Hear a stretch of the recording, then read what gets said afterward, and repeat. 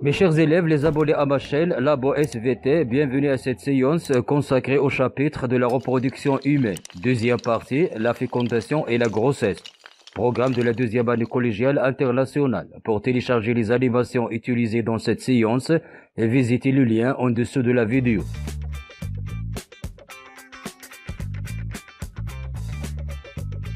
Mes chers élèves, pendant la séance précédente, on a découvert le rôle des testicules dans la production des spermatozoïdes et le rôle des ovaires dans la production des ovules.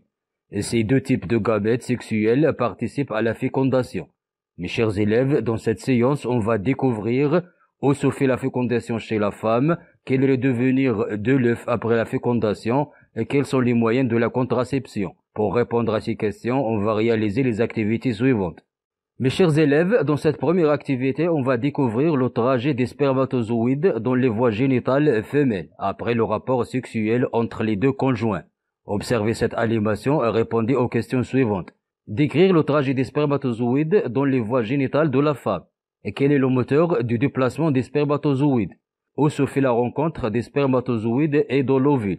Vous allez répondre sans doute qu'après le rapport sexuel et l'éjaculation du sperme dans l'ovagen de la femme, des millions de spermatozoïdes se déplacent par les mouvements de leur flagelle, en traversant le col de l'utérus et la cavité utérine et les deux trompes pour accéder à l'œuf. C'est la migration spermatique. Mes chers élèves, un nombre réduit de spermatozoïdes qui arrivent à la rencontre de l'ovule. La plupart des spermatozoïdes meurent au cours de ce trajet, en particulier les spermatozoïdes anormaux. Mes chers élèves, la rencontre des spermatozoïdes se réalise si le rapport sexuel coïncide avec la période de fertilité chez la femme. Alors, quelle est la période de fertilité chez la femme?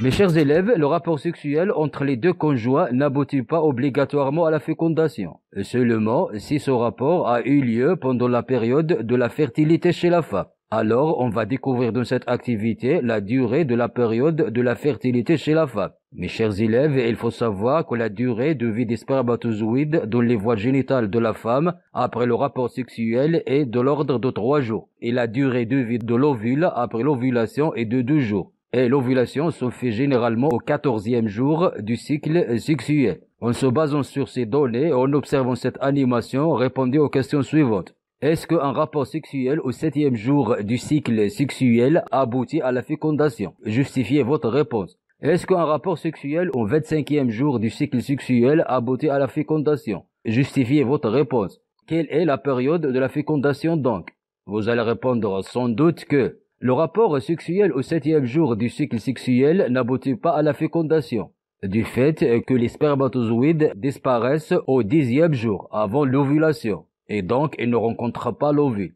Le rapport sexuel au 25e jour du cycle sexuel n'aboutit pas aussi à la fécondation, du fait que l'ovule disparaît au 17e jour, et ne rencontre pas les spermatozoïdes. Mais les rapports sexuels qui ont lieu du 10e au 17e jour du cycle sexuel peuvent aboutir à la fécondation, du fait que les spermatozoïdes rencontrent l'ovule. Mes chers élèves, cette période allant du 10e jour vers le 17e jour du cycle sexuel est nommée la période de fertilité chez la femme.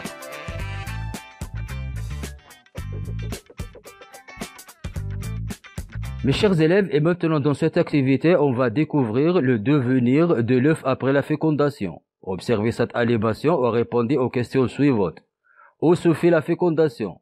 Quel est le devenir et le trajet de l'œuf après la fécondation? Vous allez répondre sans doute que la fécondation se fait dans la partie supérieure de la trompe, près des pavillons.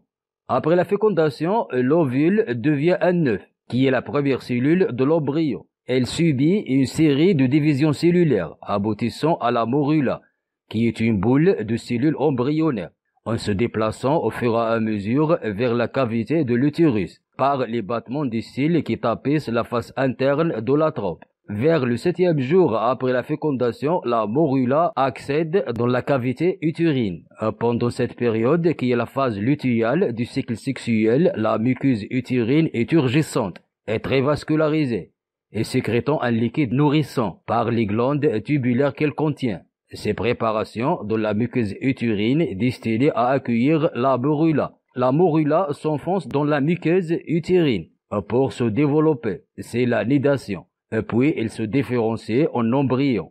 C'est le début de la grossesse. Alors quels sont les premiers signes de la grossesse?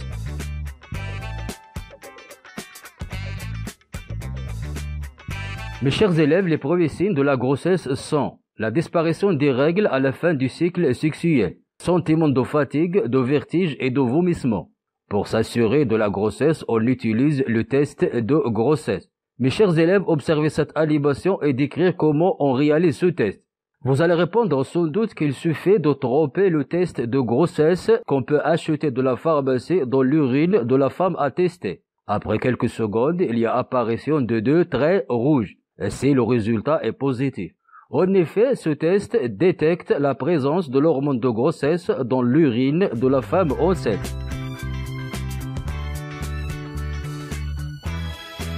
Mes chers élèves, vous savez bien que la grossesse est contrôlée par l'échographie, avec laquelle on peut suivre le développement et la santé de l'embryon, et on peut même déterminer son sexe. La grossesse comprend 2 phases. La phase embryonnaire, qui dure les 2 premiers mois de la grossesse, pendant laquelle se forment les ébauches des organes. La phase fœtale, qui dure les 7 derniers mois de la grossesse, pendant laquelle les organes achèvent leur maturité et leur développement et leur fonctionnement. Mes chers élèves, le fœtus se développe dans le sac amniotique, contenant le liquide amniotique, et se nourrit par le placenta et le cordon ombilical. En effet, au niveau du placenta se réalisent les échanges nutritifs, gazeux et excrétoires entre le sang maternel et le sang du fœtus. Mes chers élèves, la grossesse dure en général 9 mois, mais il y a des cas de naissance prématurée au 7e mois.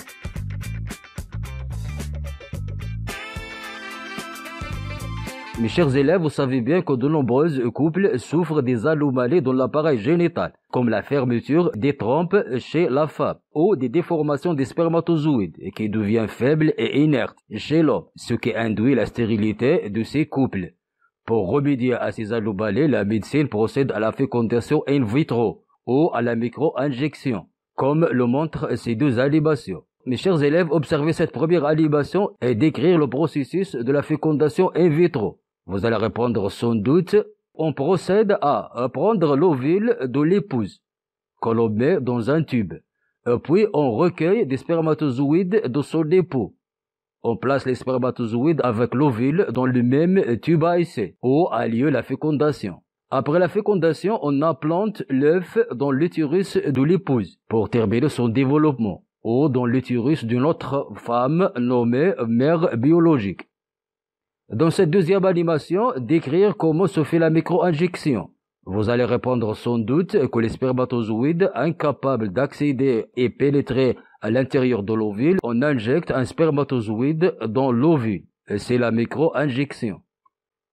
Mes chers élèves, dans cette activité, on va découvrir le processus de l'accouchement. Observez cette animation et décrire les étapes de l'accouchement. Vous allez répondre sans doute, à la fin de la grossesse, accède l'accouchement, qui se déroule dans les étapes suivantes. Élargissement du col de l'utérus, résultant des contractions des muscles de la paroi de l'utérus. Ces contractions entraînent l'éclatement du sac amniotique et l'écoulement du liquide amniotique par la vulve. L'expulsion du fœtus. La contraction utérine s'accentue et le fœtus est expulsé hors de l'utérus. La délivrance, c'est la sortie du placenta et du reste du cordon ombilical de l'utérus.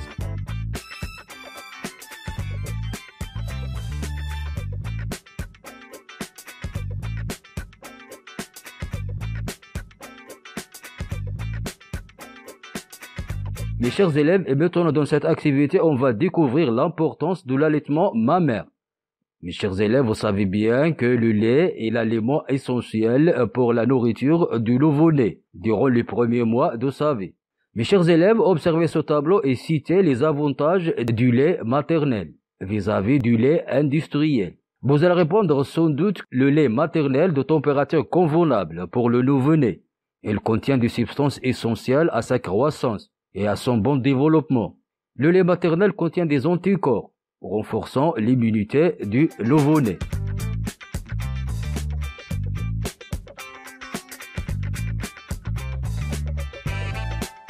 Et maintenant, dans cette dernière activité, on va découvrir les moyens de contraception. Vous savez bien que les conjoints utilisent des moyens de contraception qui empêchent la grossesse pour des raisons sanitaires de la mère ou des raisons économiques familiales.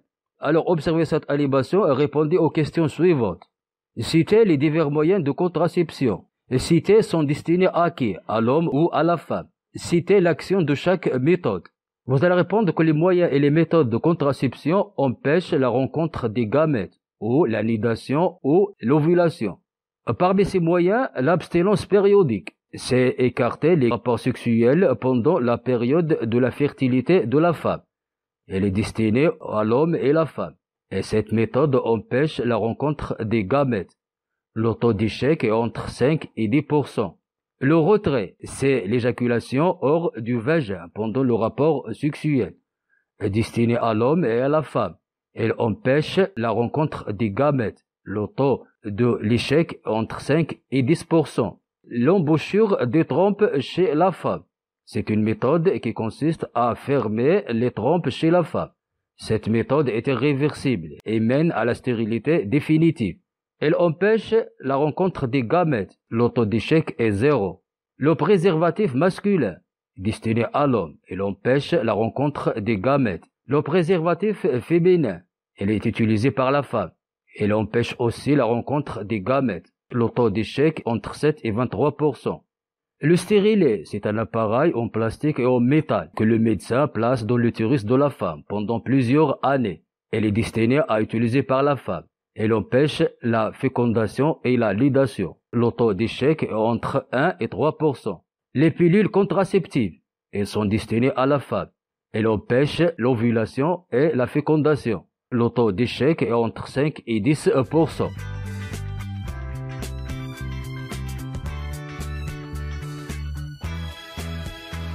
Mes chers élèves, on est arrivé à la fin de cette séance. Je vous invite à vous abonner à ma chaîne, comme j'attends vos observations pour améliorer ces productions pédagogiques. Merci et au revoir.